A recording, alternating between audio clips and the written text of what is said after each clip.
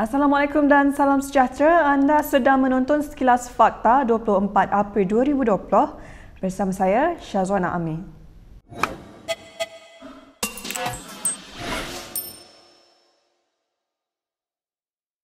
Kerajaan akan membenarkan pelajar institusi pengajian tinggi IPT awam dan swasta termasuk politeknik dan kolej komuniti pulang ke kampung bermula Isnin ini secara berperingkat. Bagaimanapun, Menteri Kanan Ismail Sabri Yaakob berkata pergerakan itu akan diatur dengan ketat termasuklah penetapan agar pelajar yang terlibat menjalani saringan gejala sebelum menaiki bas.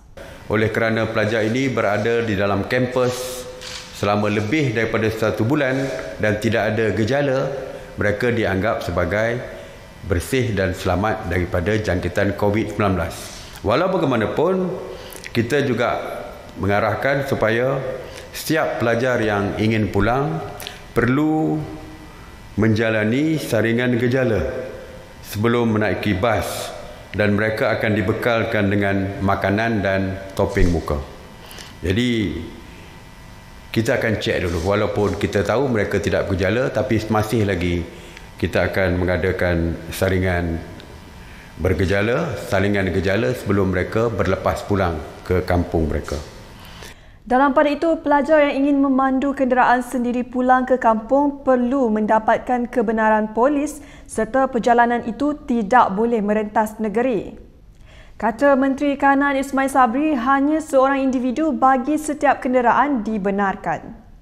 Bagi pelajar-pelajar yang memiliki kenderaan sendiri, mereka dibenarkan memandu pulang dengan syarat perjalanan mereka tidak merentas negeri dan mereka hanya boleh memandu seorang sahaja untuk satu kenderaan. Bermakna sebagai contoh, pelajar daripada Selangor yang berada di kampus di Selangor. Jadi mereka hanya boleh membawa pulang berkenderaan sendiri di negeri Selangor saja. Dan mereka tak boleh merentasi negeri yang lain. Dalam perkembangan lain, Ismail Sabri menafikan dakwaan kerajaan membekalkan bakul makanan yang tidak bernilai RM100 seperti dijanjikan. Sebelum ini, Ahli Parlimen Rasah Cha Kee-chin mendakwa bahawa 150 bakul makanan yang diterima oleh pasukannya untuk diedarkan daripada kerajaan hanya berharga RM35 setiap satu.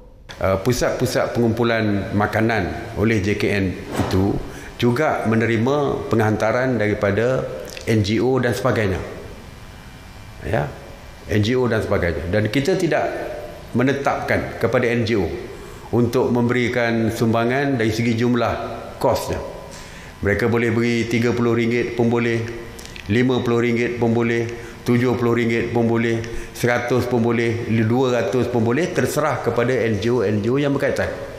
Jadi kita dimaklumkan oleh Menteri Permohonan Wanita bahawa itu bukanlah bakul daripada Jabatan Kebajikan Masyarakat.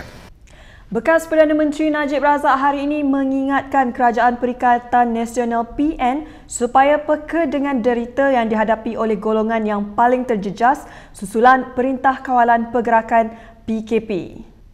Katanya dalam satu hantaran di Facebook, kerajaan tidak boleh kedekut dengan rakyat pada saat mereka amat memerlukan bantuan dan perhatian dari kerajaan.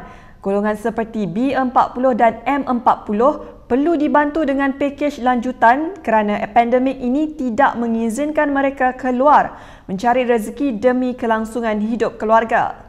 Jelasnya ia akan menjadi salah kerajaan jika PKP dilanjutkan buat kali ketiga tanpa bantuan ditambah atau lambat disalurkan. Semalam, Perdana Menteri Muhyiddin Yassin mengumumkan PKP akan dilanjutkan 2 minggu lagi sehingga 12 Mei. Beralih ke perkembangan terkini wabak COVID-19 di Malaysia, Ketua Pengarah Kesihatan Dr. Nur Hisham Abdullah memaklumkan sebanyak 121 kes baru dicatatkan hari ini menjadikan kes pulih hari ini melebihi kes baru. Sebanyak 88 kes baru dilaporkan hari ini, justru kes yang sedang aktif dirawat adalah 1,932. Namun, satu kematian baru dicatatkan menjadikan jumlah korban di Malaysia akibat wabak itu ialah 96. Bilangan kes yang dicarge hari ini adalah melebihi bilangan kes baru yang dilaporkan. Sehingga 24 April 2020 jam 12 tengah hari, terdapat 88 kes baru yang telah dilaporkan. Ini menjadikan jumlah kes positif COVID-19 di Malaysia adalah sebanyak 5,691 kes. Oleh itu, jumlah kes aktif dengan kebolehjangkitan COVID-19 adalah 1,932 kes dan mereka telah diasingkan dan diberi rawatan. Gara-gara keluar rumah dan memberikan rakan lelakinya kek batik, seorang pelajar wanita dijatuhi hukuman 7 hari penjara serta denda RM800. Tindakan seorang penuntut wanita sebuah universiti swasta ingkar perintah kawalan pergerakan PKP dengan keluar rumah untuk memberi rakan lelakinya makan kek batik membau padah apabila dia dijatuhi hukuman penjara 7 hari dan denda RM800 oleh Mahkamah Magistrate di sini hari ini. Magistrate Eliana Othman memerintahkan wanita berumur 22 tahun itu menjalani hukuman penjara bermula dari tarikh dia ditangkap pada 18 April lepas selain memerintahkan tertuduh di penjara 2 bulan sekiranya gagal membayar denda.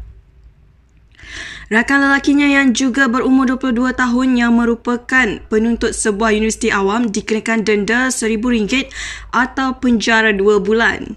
Mengikut fakta kes, pihak polis menemui kedua-dua tertuduh di dalam sebuah kereta yang diletakkan di tepi jalan dalam keadaan enjin tidak dimatikan dan alasan diberikan wanita itu ialah dia ingin memberi rakan lelakinya makan kek batik yang dibuatnya serta ketika tangkapan dibuat lelaki itu sedang makan kek batik berkenaan.